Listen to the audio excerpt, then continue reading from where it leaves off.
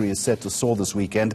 Some areas here in Gauteng expected to reach a maximum of 34 degrees, and this is going to be the highest post-winter temperature yet and will last right into next week, where Pretoria could reach as high as 38 degrees.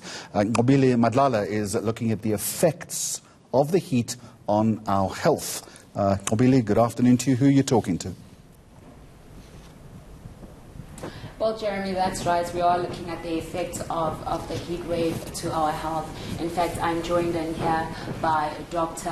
Mutli, who is going to give us an idea of how this heat is affecting the cancer patients that he is working with. Dr. Mutli.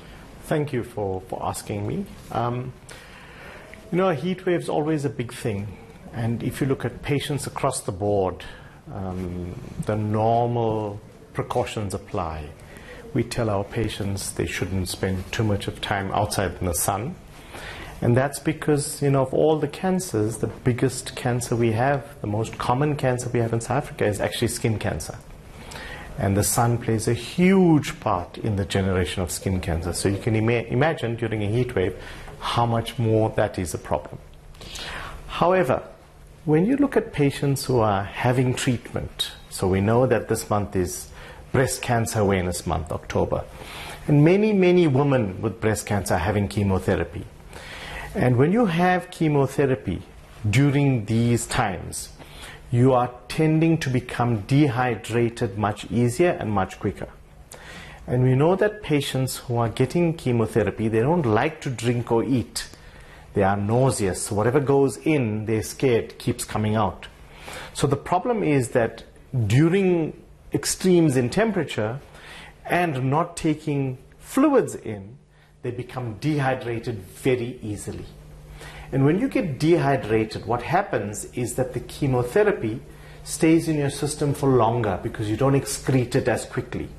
And if you don't excrete it as quickly, your chemotherapy lasts longer. If it lasts longer, then what happens is you have more side effects. So you get more nausea, more vomiting, more suppression of blood counts, and more that your immune system takes a bigger knock. And when that happens, your patients get sicker.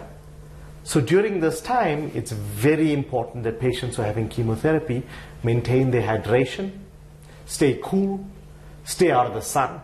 Not only for that risk of skin cancer, but also because when they're in the sun, they dehydrate even more, they don't have enough fluid, and then it potentiates the action of everything I've done here. Thank you very much, Dr. Mutli.